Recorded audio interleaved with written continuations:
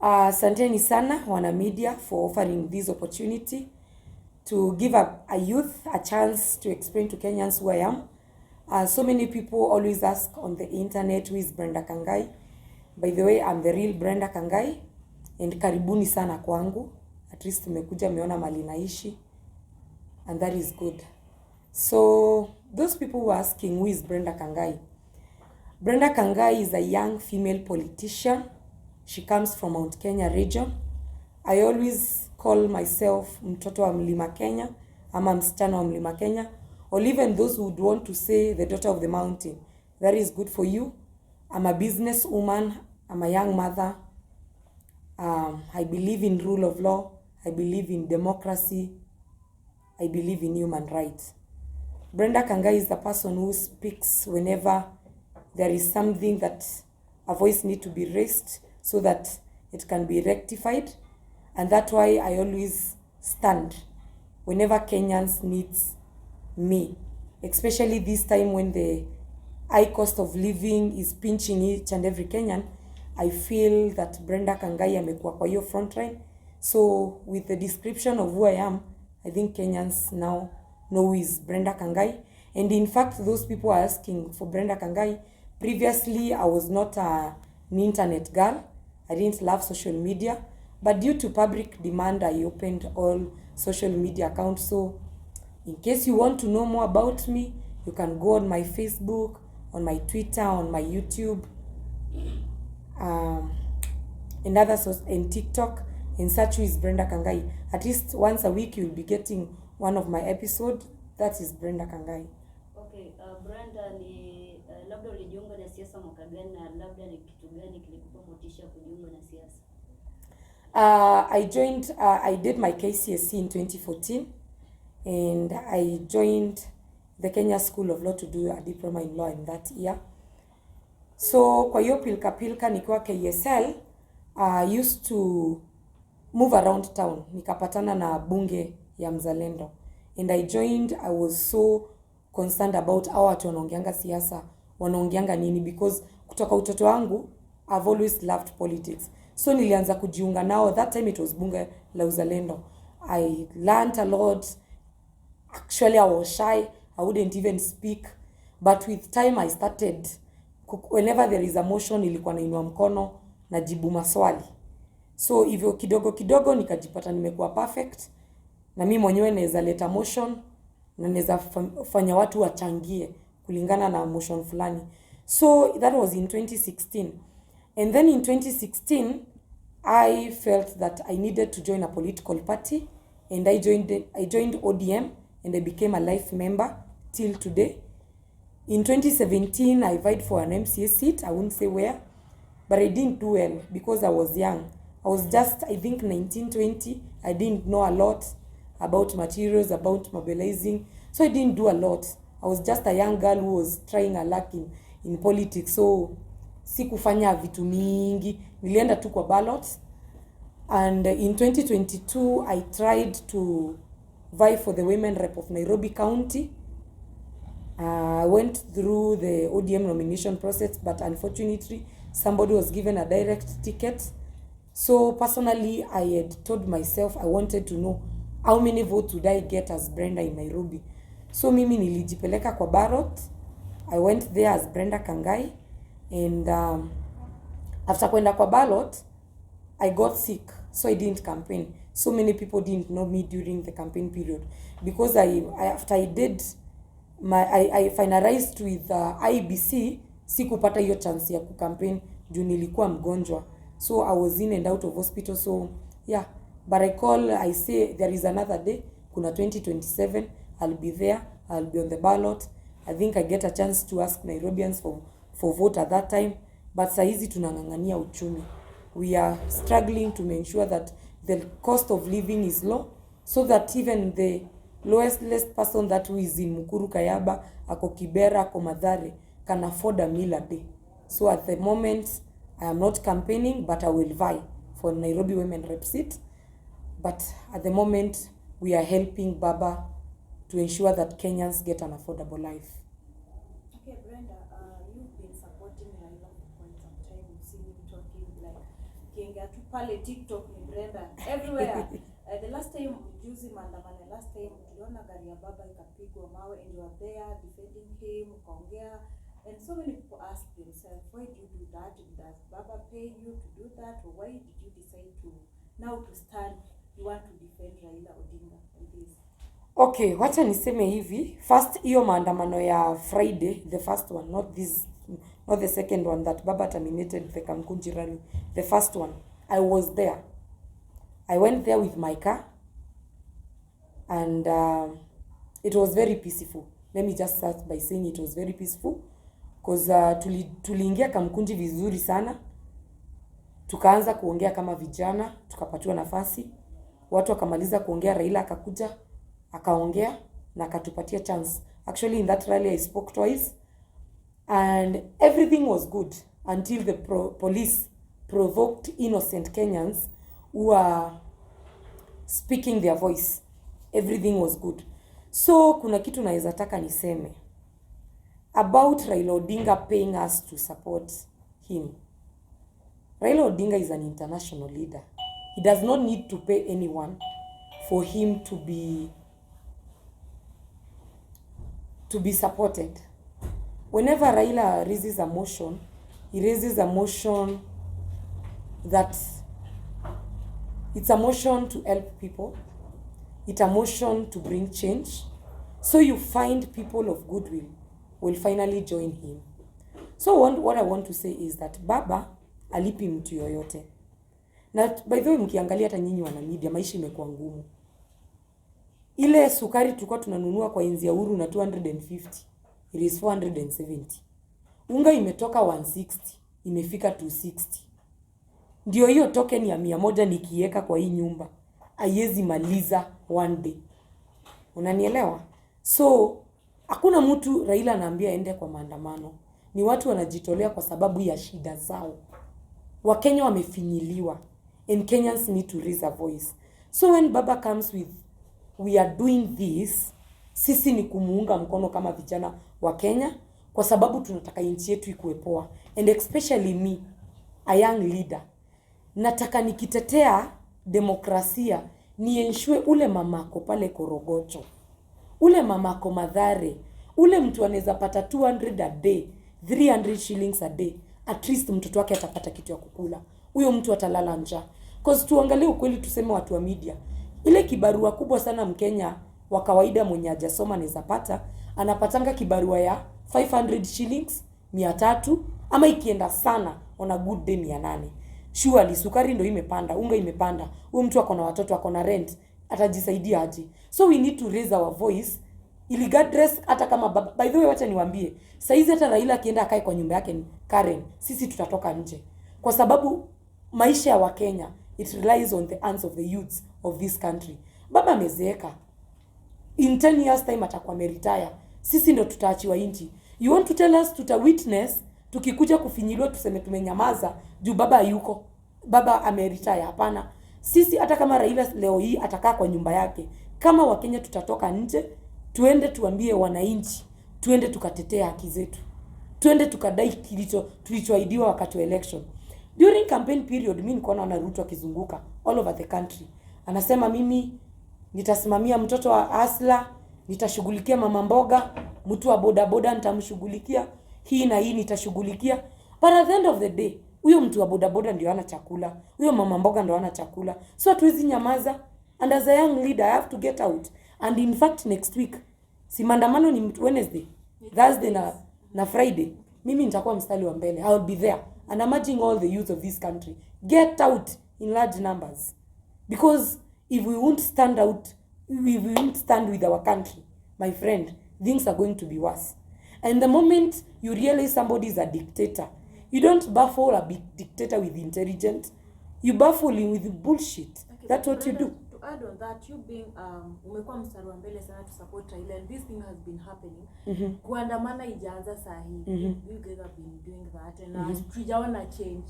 So maybe ni message gani uko nayo kwa Ruto now that bado next week maandamano iko na ni 3 days?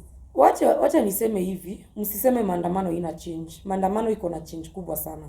And in fact this country, it's where it is because of demonstration. Let me take you back to history. When we were fighting for the multi-party democracy, some of us we are not born, like me. But I am here. I read the history books.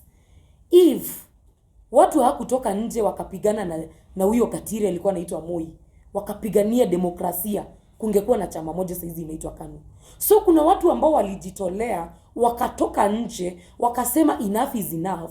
Kenya need 3, 4 or even 20 parties so that it can make bold decisions. And Moi was against that. Au watu wakapigana, Moi akakataa, wakaenda kwa maandamano.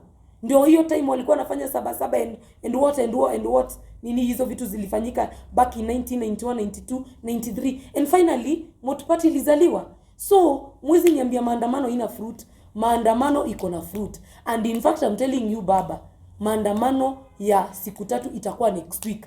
Next week but one demonstration will be Monday, Tuesday, Wednesday, Thursday, Friday, Saturday, and even Sunday we will not go in church. We will go to demonstrate until change is seen in this country, because all we want is change. Mimi by the way niwaambie leo hii Ruto akitusomea kuna unga 2 kgs. Unajua kuna watu wanataka unga ya 150.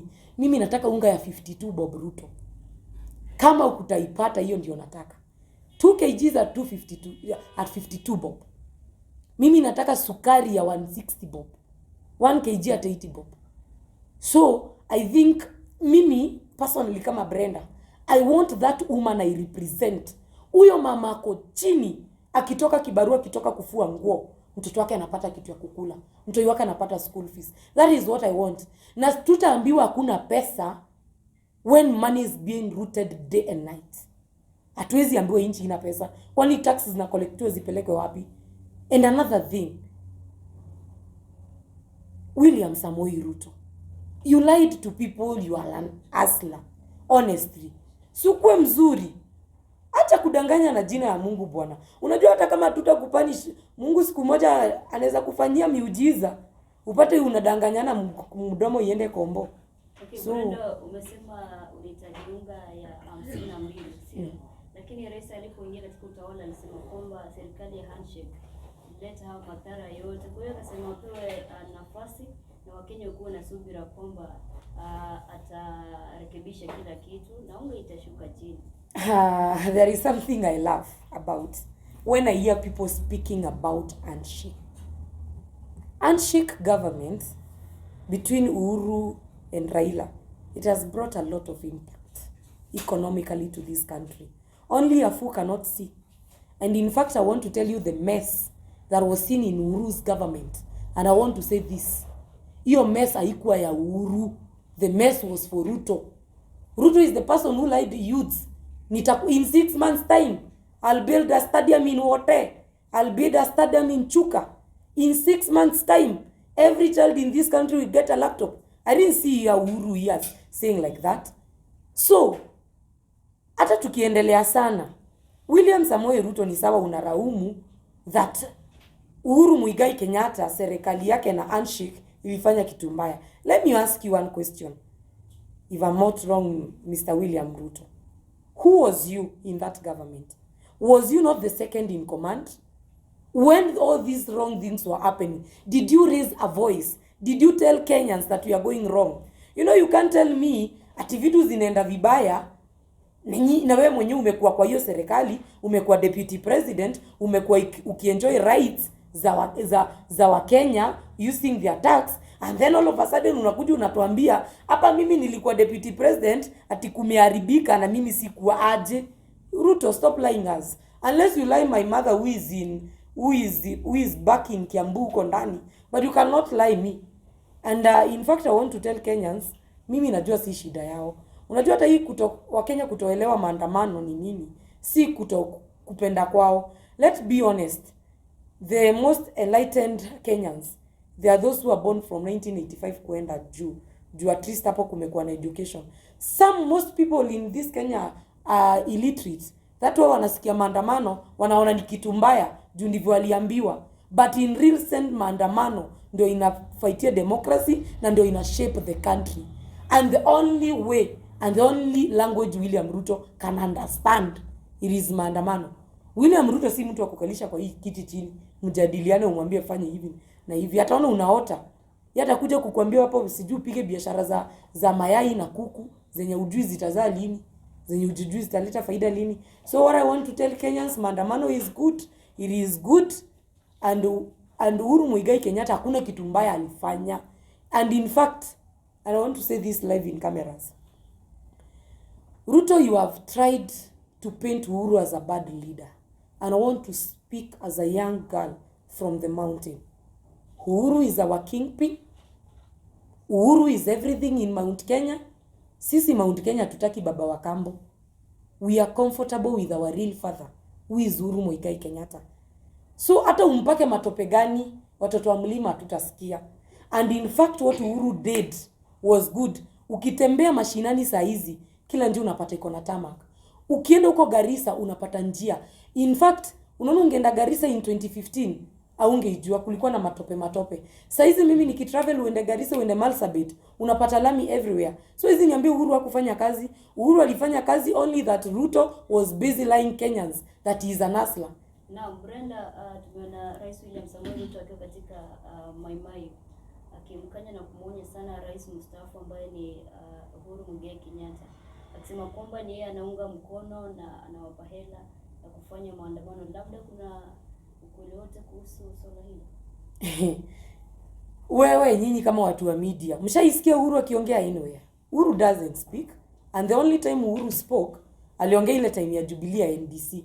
And when he was speaking behalf of his party, which he owns, ambayo imejaribu kuibwa na Ruto, lakini inashindikana. Uhuru aongeangi, ni huyu mchokozi tu anamchokoza. Uhuru is very polite, he is very innocent. Uhuru did his work, delivered to Kenyans. Only ule mtu mwenye anajua hata deliver, anajaribu kupaka matope yake kwa Uhuru Kenyatta. Uhuru did all the good things that Kenyans wanted. In fact, mimi nasikia nikiambiwa hata mimi nasponsiwa na Uhuru, I wonder mimi nishaiona Uhuru wapi? Honestly, nyinyi watu. Saa zingine saa zenye mnekelea Uhuru vitu zingine zenye aziko. Hizo vitu zinatokanga wapi? What I want to tell William Ruto, maandamano si ya Raila na si ya Uhuru. Na hata watatuambia tuandamane, shida zetu. And I want you to hear this, William Ruto. Shida zetu ndizo zitatupeleka kwa barabara. Zile shida tuko nazo, my friend, tukigather akili kama wa Kenya, hautatuweza hapa kwa street. You better sort this issue in time before it gets worse.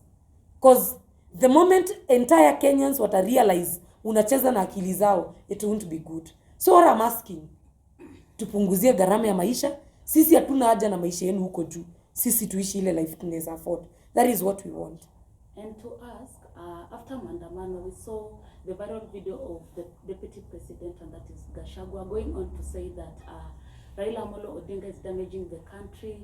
He is maybe old enough to just stay at his home, retire, and atulie too. So what is your thought on what Gachagua said? And number two is to ask, people out here say that probably Raila and Ruto are good friends, and the people who are fighting are the one who lack knowledge of all this going around. So what is your thought? Kwanza nataka niseme hivi. I hear somebody like Gachagua anaongea, me I even laugh. Sometimes you look at Gachagua and you wonder if he's an abnormal person addressing the country, or if he's a serious person. In fact, William Ruto, the first mistake you did in your government ni kuchagua Gachagua akiwa deputy wako. If there is the most serious mistake you have ever done, ni kupatia Gachagua deputy president. Hakuna kitu mbaya zaidi duniani ushaifanya kama hiyo. Somebody who does not understand who he is, he does not understand what he talk, he does not even understand the values of a country, he does not know how to address the nation, he does not know how to dress even like a deputy president. My friend, hey, mimi mambo za Gachagua hata sitakangi kuongea sana, lakini wacha nimwambie hivi. Gachagua kutintu Uhuru kama kitu mbaya, anatintu Uhuru juu ya kingship ya Mlima Kenya. And I want Gachagua to know, before you become a Mount Kenya kingpin, ni kitu ambayo inaachianwa. Ni kitu ambayo iko na baraka zake. Gachagua hana hizo baraka. Uhuru Muigai Kenyatta inherited it from his father, Mzee Jomo Kenyatta, who fought for this country, became the first president, led this country in a good way. So that's the reason why Kenyatta was the kingpin of Mount Kenya. Number 2, his son came. He inherited the leadership skills. He became a good leader in the mountain. He showed the Mount Kenya people the way, the values. And that the time, the people of Mount Kenya decided, Uhuru ndio kingpin. Nyinyi, watu wa media mshaiona. Gachagua kibalikiwa mahali popote na wazee. Mshaiona. Gachagua anajipelekanga kwa mlima. And as a leader, you are taken by the wazee wa jamii kwa mlima, wanakunyunyuzia baraka, wanakupatia leadership na wanakuombea. Gachagua ile kitu ana fight pale Mount Kenya ni kingship. Hiyo kingship tu ndio anapigania. Na naambia Gachagua, Wakenya wakikuchagua kuwa na kuchagua juu ya kingship.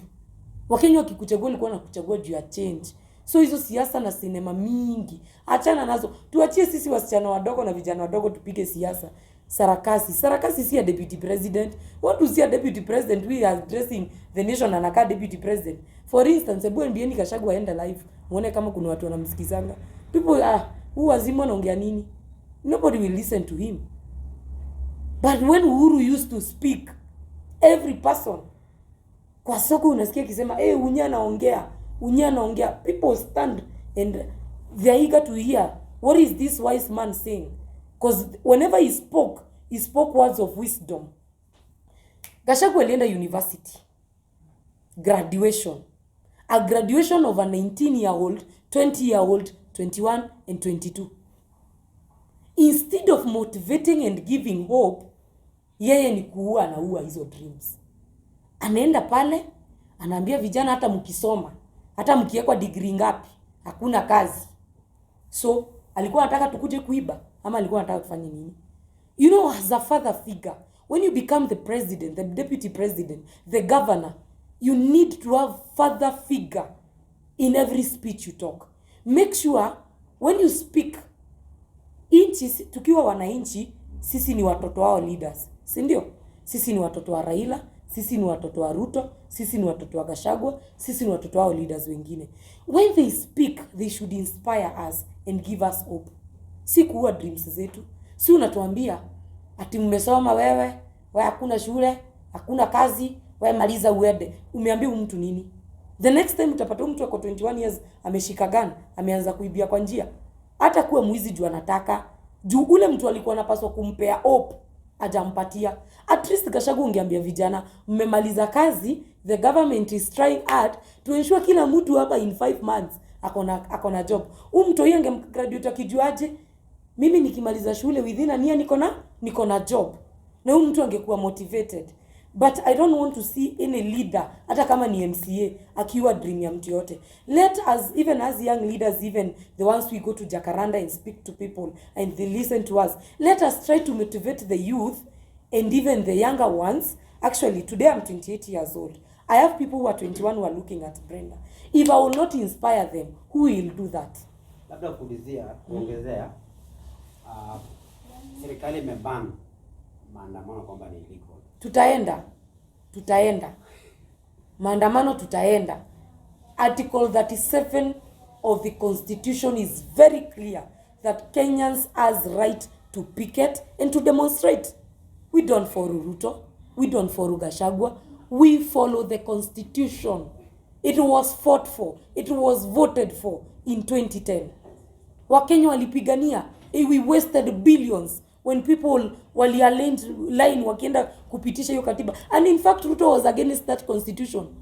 2010, Ruto didn't support the constitution because he knew when he would get a chance atafinyiliwa Kenya na zile sheria ziko kwa hiyo katiba azitamruhusu wafinyilie. That's why he was against. But I want to tell him, because he was against that constitution, it was passed by the same Kenyans that Ukraine voted for you. Respect that constitution. And I want to tell Ruto live in cameras, if you want Kenyans to start respecting you, respect the constitution. Respect the constitution. Mimi nikuulize wewe unaniuliza mambo ya maandamano. Raila was in CBD on Monday. Si ndio? Akaenda pale, akahutubia watu. Did any person get injured? Why? Mbona hakuna mtu mmoja aliumia? What was that ingredient that was missing on Monday and was present was present on Wednesday, ikafanya watu wakakufa na wakaumia. Let me tell you, you know, Ruto, everybody is not full. Na si kila mtu mjinga hii Kenya. Baba ameingia Monday CBD akaongelesha watu wakaenda, kwa sababu polisi walikuja hawakurusha tear gas. Tulienda Kamukunji tukamaliza kuongea, mkarusha tear gas. Umerusha tear gas in a crowd of 100,000 people. What do you expect? Unafikiria watu wote wanafikiria the same? There is somebody who run and there is somebody who respond, and that is the nature of human being. Hata saizi vile tuko hapa wana media ni kwa nyumba yangu, yes, lakini something happens, kuna mtu atakimbia na kuna mwingine atajaribu kurespond ndio aepe. So when you see people responding to police ndio wamewavuruga. If today the police, the interiors, yes, cooperate and allow people to demonstrate in peace, nothing will happen. Watu wataenda wapicket waonge, lakini Ruto anajua ni aibu. Watu watatokea, all streets of Nairobi will be full. Hiyo ndio kitu anajaribu kuzuia by killing and shooting innocent people. And in fact, I want to condole with all the families of the affected families. Chukweni pole zangu. It is so painful a youth kukufa kitetea haki yake. Very painful. Huyo polisi ambaye anapaswa kumlinda, ambaye analipwa na ushuru yetu kama mwananchi, anapiga bunduki huyo nini. And in fact, hebu niulize, mmeanika youth walipiga polisi na mawe. I don't know if it was real, because personally I went to maandamano, hivyo ni trouser tu nilikuwa nimevaa na t-shirt. Mimi nilienda kwa maandamano sikuwa na mawe yoyote. Let me ask, niliona video ikisacurate polisi wakichukua gas. Mbona wajaleta kwa news? Mbona mnasema polisi waliiba gas? Mbona mnasema polisi walitandika watu wa Nduthi? Mbona mnasema polisi waliuvunja pikipiki za wenyewe? Mbona unasema polisi wametandika wa mama innocent? Juu niko na hiyo video polisi akitandika mama innocent, mama ametoka vibarua zake. Let's speak and be real. Polisi ndio wanaumiza wa Kenya. Na si polisi wote. And I want to stand with police. Si polisi wote. Polisi wa Sugoi ndio wana misbehave. Those bandits who are taken from Baringo, hao ndio wanakuja kumisbehave. Unajua wameona Nairobi, wanaona ni London, wajui kutumia bunduki. Hao ndio wanakuja kumisbehave. Other police officers are behaving well. But two bandits who are paid by the goons in government, those are the people who are misbehaving. But in real sense, Kenyans are demonstrating peacefully. Kwani kuna Mkenya kwa na bunduki haina license? Hakuna. Mimi mwenyewe hata nanunua bunduki kufanya nini? I don't even know how to use, and I don't want. God is my protector. So mimi nikienda maandamano na bebana mimi, Brenda na mikono yangu hivyo peke yake. Unless polisi anivuruge hapo ndo naweza respond. Na mimi sina haja ya kurespond na polisi. I want him to protect me because he's paid with my tax. Ushuru yangu ndio imeweka huyo polisi hapo. Na Brenda, tumeona kwamba Ijumaa rais akiwa katika mtaa wa Nakuru alisema kwamba yeye aungi mkono maandamano yote, ingawaje kinara wa ODM Raila ODINGA ametangaza maandamano kwa siku 3 sasa. Na akasema yeye aungi mkono maandamano sababu wale viongozi na waandamanaji wa Azimio wanatumika sana kuharibu mali ya wananchi. Na upande mwingine kinara wa ODM Raila ODINGA anasema kwamba Ruto na serikali yake ndio wanatoa wale goons ili kuharibu ile mali ya wananchi. Ndio nyinyi muonekane waandamanaji, ndio nyinyi mnaharibu mali. Je, tatanishi liko wapi katika serikali ya upinzani na serikali iliyoko katika mamlaka? The thing is that Ruto is a failure and he doesn't want to accept his fail. He has failed and he's going to fail, and he doesn't have any solution to Kenyan people. One, mambo na goons kuharm ama kudestroy things siku ya maandamano. Mike Sonko alitufichulia back in 2017. Akasema serikali wao ndio wanatafutanga vijana, wanawalipa, wanachoma matatu, na wakichoma matatu wanasema ni opposition. Mike Sonko alituambia, so you don't even need to ask. We know who is doing that. That is the work of Gachagua, the work of Ishungwa and the rest. Hao wanafanya, lakini wafanye wakijua tutaandamana. On the second thing yenye umeuliza niseme hivi. William Samoei Ruto apende ama asipende maandamano, wananchi kama wanapenda, hana kitu yote ya kuzuia. I have told you nobody in this country is above the constitution. Umenielewa? Article 37 of the constitution, it is very clear. Article 1, it talks about we the people, not we Ruto or we the people of Ruto. We the people of this country, we the people, we the citizen of Kenya. That is what it's talking. It doesn't talk about Ruto or Gachiega or whoever. It is speak about we the people of Kenya. And when we go with we the people to Article 37, it gives the right to those people to demonstrate. So Ruto, wewe upende ama usipende haituhusu. And in fact Ruto hata sijui maandamano inamsumbulia nini. Cause any day of maandamano hakuangi inchi, anakuanga ametoroka. Ni muoga. Ruto hakuangi inchi. The moment amesikia kuna maandamano anaishia. Mimi labda ningeuliza viongozi wa kanisa wamesema jana kwamba those are cartels. We don't want to hear anything about. We don't want to hear anything about where were they when election were being stolen. Wamesema kwamba hatutaki kusikia anything about them. 15 million signatures. Maana itafanya serikali ififie. Nimekwambia na nitasema hivi sana na wa media na mnisamee kama nitasema vibaya. Religious people are cartel. They are cartel to bad governance. Hao ndio wameka inchi kwa shida. Same Ruto used the same church to bribe Kenyans in the name of sadaka. Alikuwa anaenda every church anapatiana pale sadaka ndio aonekane yeye ni Mkristo. The same church ndio ilitumika ku make sure huyo mtu ameingia na ameumiza wa Kenya. So you can't tell me anything about at your church. My friend, kanisa kama amuku simama na sisi wakati wenye election yetu ilikuwa inaibiwa, wakati wenye ushindi wa Kenya ilibiwa, keep quiet. Let Kenyans do their work. Let them fight for their rights. Because we expect the church is the house of God, where there is order, where there is decorum. But you understand it is cartel, ni ukora tupu. Hakuna ukweli inaongewa hapo. And I want to tell you by the only truth inaongewa ya siasa iko Jakaranda. Si ndo tunaongeanga ukweli peke yake. We are the only real people in this country who speak truly without fear. Kanisa ni cartel. Kanisa wanaongewa itwe state house wapatiwe 1,300 kila mtu. Usikiwa akisiambia Raila wewe tulia. You know, mimi I don't believe in them because if I believe in church, I believe in those pastors who are there before. Akina the late Reverend Timothy Njoya. Those people who stood with democracy. Saizi kuna pastor hata mmoja mmeona akisimama akasema mimi kama pastor nimesema William Ruto asiingie kwa kanisa yangu. Mimi ule pastor nitaamini anatetea wa Kenya. Ni ule pastor ataenda live on camera ambie Ruto kwa sababu we ni muovu.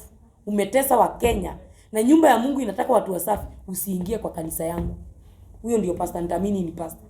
Na huyo ndio nitaenda kanisa yake. For now I want to go to any church and I won't trust any pastor. Okay, Brenda, tukimaliza maybe you talk to your fans and also where should we find you social media handles zako zote because I know watu hawajua nipata wapi. So waongeleshe then tuambie hapo. Before niwaongeleshe, I wanted to speak something about democracy. And I want to speak something in bold about Uhuru Kenyatta, each 2 minutes. First, I'll start with democracy. Democracy of a country, it gives citizen the right to enjoy the constitution rights. And I want to tell Kenyans, now apart from politics, apart from whom I support, mpiganie demokrasia yenu. Don't want anybody ajaribu kucheza na kipenge chochote cha katiba. Don't allow anyone, even your own father, acheze na katiba. The moment one right of a constitution is violated, Kenyans will suffer. You remember there are people who want you. And democracy, the reason why I fight for democracy, mimi kama Brenda Kangai, mimi nimezaliwa Nairobi, nimegrow na shida sana, na mamangu hakuwa na pesa. Yeye alikuwa anaishi hapa miezi 3, kibarua ikiisha ana move to the next mtaa. Nilijipata nimelelewa Huruma, nilijipata nimelelewa Mathare, nimejipata nimelelewa Ungwaro na tu place twingine hata siwezi taja. So I've been raised so many place twingi. Na katika kuishi kwa hizo mitaa mingi kuna kitu ambao nilijifunza nataka Wakenya waelewe. Unaona sisi watu wa huku chini tunapaswa tupendane sana. Kwa sababu pale ghetto ukikosa chumvi unanoka mlango, na ukinokio mlango aujui jirani mwenye unapigia kani Mkisi, kani Mjaruo, kani Mkikuyu ama ni Mkamba. Wakenya tupenda nini? Kama watu wenye wameishi kwa slum, ni watu wanajua shida. Hizi vita zao matajiri tuachane nazo, tupigane vita zetu kivyetu. Kwa sababu the only tajiri ambaye anajaliwa Kenya ni Raila peke yake. And that's why you see there are people who work hard, they earn, they eat and they sleep and they live comfortably. And there are others who work very hard, earn, eat, and they use the money they have to fight for democracy, human rights and rule of law. And that is Raila Odinga. So nataka kuambia Wakenya hivi, mshikilie baba. Vita yenye tuko nayo sahi si ya Raila, ni yetu sisi wa Kenya. Na nimekopea mfano pale ghetto. Ukiishi maisha ya ghetto ujuangi jirani ni nani. Juu ukipatwa na shida, whoever is next ndiye atakusaidia. Hautakuwa na hiyo chance ya kwenda kutafuta MP wako ama MCA. Utapiga tu mlango hivi na huyo jirani, huyo Mjaluo unaita, unasema hajatailiwa, huyo ndiye atakupea chumvi. Huyo Mkisi unasema ni mrogi, huyo ndiye atakupea nini? Huyo Mkikuyu unasema ni mwizi, huyo ndiye atakusaidia. So what I want to tell Kenyans ni tupendane, tukuwe na umoja na tupiganie nchi yetu, tukae tu na umoja.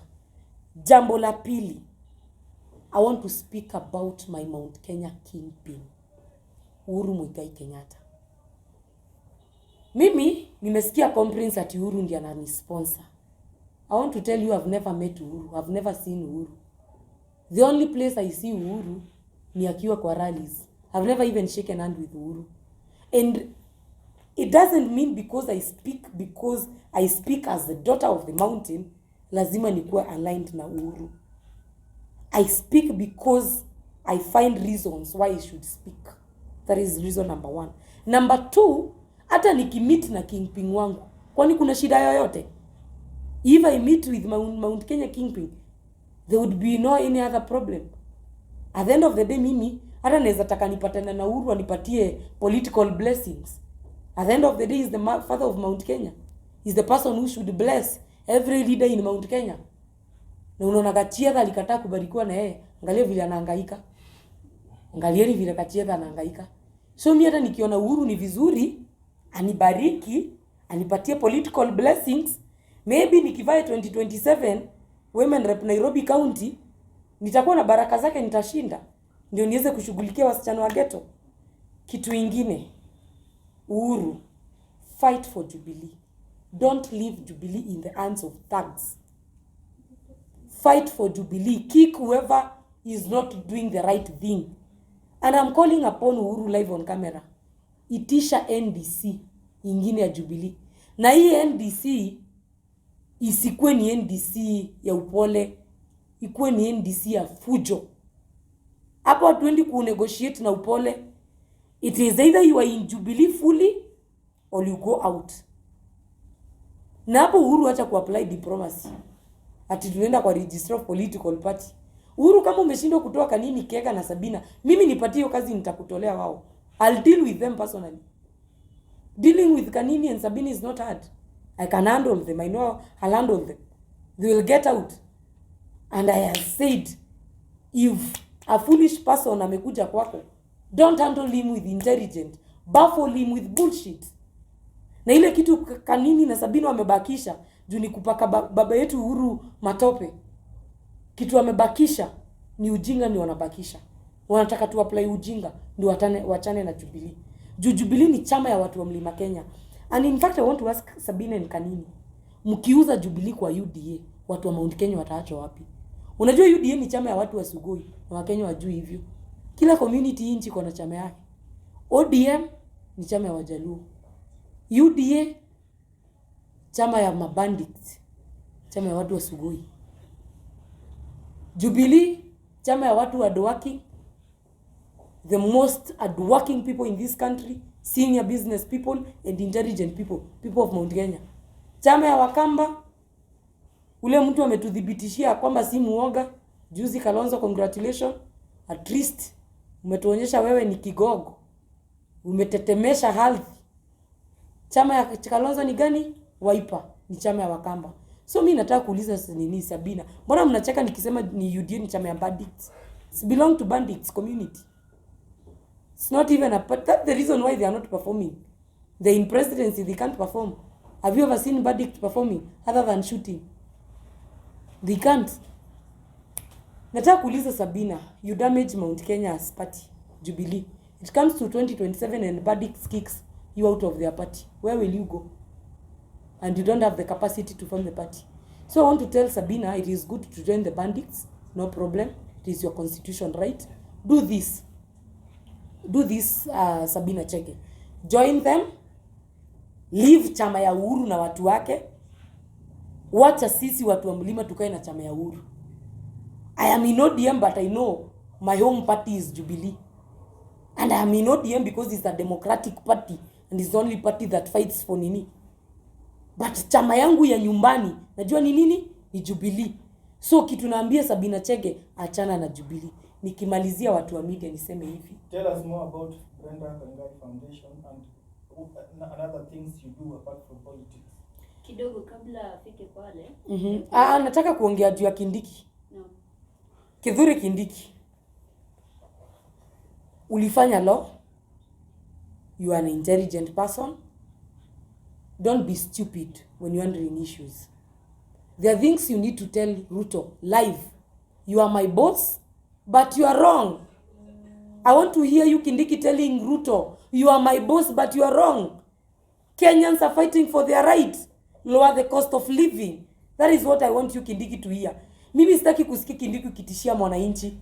You are intelligent. You are learned. And actually Kindiki is only learned CS wa Ruto. Hao wengine wote ni wajinga. The only learned person. The only person who can tell Ruto reality. So Kindiki, I'm giving you this chance. Tafadhali. Tafadhali. Tafadhali. Ambia Ruto ukweli. Wakenya wanaumia.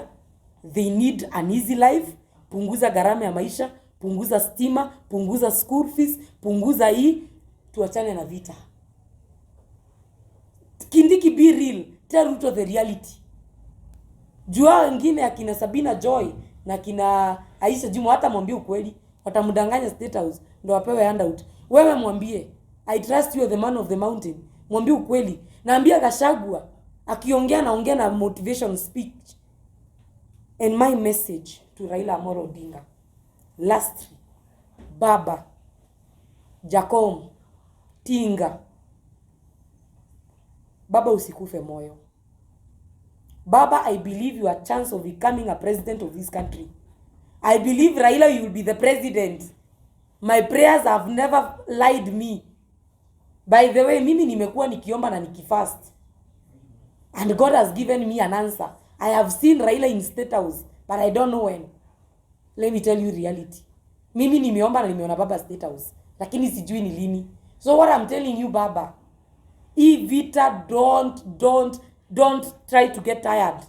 Pigania haki za Wakenya. Wakenya hawana mtu mwingine Baba, ni wewe peke yako. Na ukituachilia Baba, tutakufa. Tutaumia. Hatuna mtu mwingine anayeongea na voice moja. Baba, we only have you. And I'm speaking you Raila Odinga. Saa hii ni kupigania demokrasia ya Kenya. Saa hii Baba ni kuforce servers zifunguliwe. Wakenya wajue kweli ni nini ilitendeka. Baba, saa hii ni kumensure that kila Mkenya atapata haki yake. Ni kuensure ule mtu wako huko Korogocho, Madhare, wapi.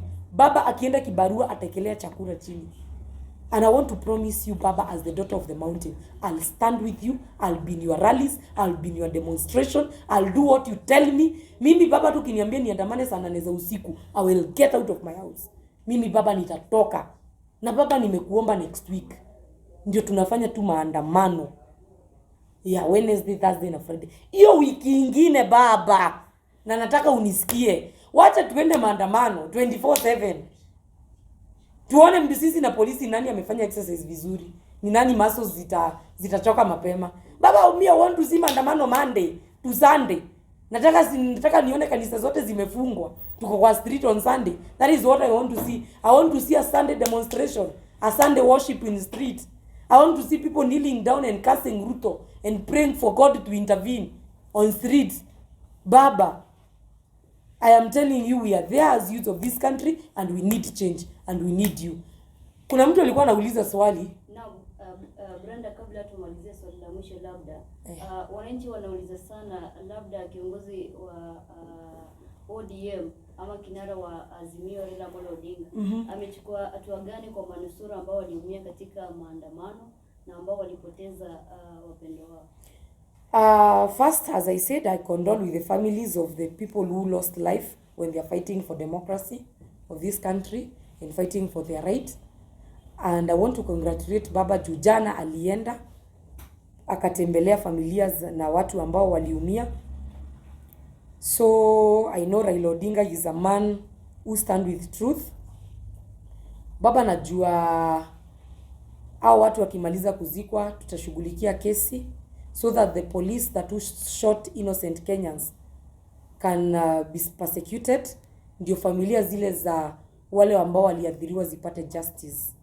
Na ndio maana unasikia nikiambia Kithure Kindiki na nani Kome, ambieni Ruto kweli, Wakenya wameumia na wamechoka na wewe, wanataka gharama ya maisha ipunguzwe, acha kuwapiga live bullet. Wapunguzie tu gharama ya maisha. Imagine saizi unga ikishuka ifike 100, watu wataenda kwa street. Just imagine it's that simple, na ndio kitu imeshinda Ruto. And I want to repeat, if William Ruto you listen to the voice of Kenyans, why can't you scrap that finance bill 2023? If you really listen to Kenyans, juu wote wa Kenya wote, mimi nilitembea Gikomba na nyinyi wana media, mkasikia maoni ya wananchi walikuwa wanaikataa. Mbona William Ruto au kuitikia kuscrap hiyo nini, kukataa hiyo bill? It means you are dictator, you don't listen to the people. Wacha nijibu swali ya ule jamaa. Nimwambie hivi. Ulikuwa unauliza aje by the way? Nimesahau. Apart from politics, what else do you do, and tell us more about Brenda Kangai Foundation? Okay, this house, it acts an office. Sometimes it's a storage place where I even store my business equipment. But most of the times, Brenda, she runs a foundation, Brenda Kangai Foundation. Na si lazima nikisaidiana nionyeshane kwa kamera. Mimi si mtu asugui. Mimi nikienda kwa slum niki-impact life ya mtu si lazima nionyeshane. So I want to say that I run a foundation where I help girl child, I empower them. Foundation yangu si ya kusaidiana na pesa sana sana. It's for bringing hope to people. That way unaona tuko na viti mingi. You come here when you are stressed. Some people come here, they tell me, Brenda, nataka kujiua. You make them sit here. You cry together, you listen to them. I don't know how to offer professional counseling. There is a madam who assists me. Juu unajua kuna zile kesi mimi naweza handle na kuna ile kesi iko extreme yenye huwa si handle. Nikiona kesi ni extreme, it needs a professional person. There is a person who offers professional counseling like 6 sessions or 8 sessions. Anakuja anakaa na yeye, anaongea. We try to solve part 1, part 2. More kitu nataka kusema, kusaidia mtu si kumpea pesa. Kusaidia mtu ni kujaribu kuchange your mindset ambayo ako nayo. For instance, the single mothers we have in slums. Mtu amefukuzwa na bwanake, ako na watoto 5, ana mahali pa kuanza life. Kitu ya kwanza, hata ukipea huyu mtu pesa kidogo, hata kuomboa nyumba, juu ako na stress. What I should do as Brenda Kangai ni kushika huyo mtu, ni muongeleshe, kwanza akili zake zirudi into senses. Ndio hata kama kuna mchango kidogo yenye anaweza saidiwa, akiipata kidogo aweze kujipanga nayo. So I want to tell the people, the young leaders, na ndio nasema tuko na kibarua. Whenever you spot a problem, try to sort it, try to solve it. Try to ensure that hii shida yenye imepatikana, mimi naweza ishughulikia by offering counseling and offering help. Usifanye kama vile mwingine, sitaki kuwataja kwa kamera, you pick somebody, you give that person 50,000. Huyo mtu ni kujinyonga, alikuwa anajinyonga. So it means atakula hiyo pesa naenda jinyonge. Kitu ya kwanza ni umcancel, umtoe kwa hiyo mindset, umuonyeshe life is good. Na si lazima uishi hiyo maisha mzuri. By the way, mimi niko na ofisi nyingine iko Huruma, niko na ofisi huko Mkuru Kayaba, na niko na ofisi nyingine iko Utawala. And they are all my offices, and we go there, we behave as normal people. So what I want to say, humanity haina price tag. Humanity is something small you do to impact somebody's life. So I have a Brenda Kangai Foundation, and apart from Brenda Kangai Foundation, unaweza nipata kwa mtandao kama Brenda Kangai on YouTube. By the way, sijui kama mnaweza taka kunisupport, sijui channel zangu as grow. I think I don't post regularly, but I'll try due to public demand. You will get me on Facebook as Brenda Kangai. You'll get me on Twitter as Brenda Kangai. You'll get me on YouTube as Brenda Kangai. And you'll get me on Instagram as Brenda Kangai. Go and follow me. And to Nairobians, 2027, I'll be vying for the women representative seat. It is very clear I'll vie. I'll fight for you. I'll be honest. I'll be royal to you. Na mimi uongozi wangu hautakuwa wa watu wa uptown. Uongozi wangu utakuwa wa watu wa slum, mali nilitoka. The people I have the same ideologies with, hao ndio nitaongoza. So thank you so much for inviting. Anybody with a question? Maybe there is somebody abroad or somebody who is not with us here who want to get in contact with you. Maybe somebody want to support you. By the way, watu wanaulizanga namba yangu. Hebu niwaambie. Namba yangu haina shida, I'll give you. Bora so mnajua vile mnafanyanga, mnapigia mtu mkimwambia, ni aje. Msifanye hiyo. But I'll give you my number. You can WhatsApp, you can call, or you can text. But calling si sana because I don't know, it's an office call. So sijui kama itachukuliwa. Kama kutakuwa na mtu available wa kuinini, text me. If you want me, text me on WhatsApp or call me between 10. Kutoka 10 asubuhi hadi 6 jioni. My number is 0721 24 11 34. 0721 24 11 34. Kitu ingine nataka kusema niseme hivi. On Wednesday, on Thursday, on Friday, Mkenya daima, prepare your rubber shoes, kiatu ya kazi, na t-shirt, ukuje na maji, breathe in, breathe out, pray, and ensure that utatokea kwa street kupigania demokrasia yako. Na wana media, naweza ombea nchi? Can I pray for the country?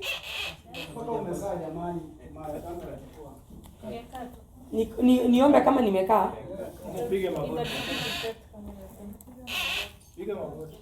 Acha niombe kama nimepiga magoti.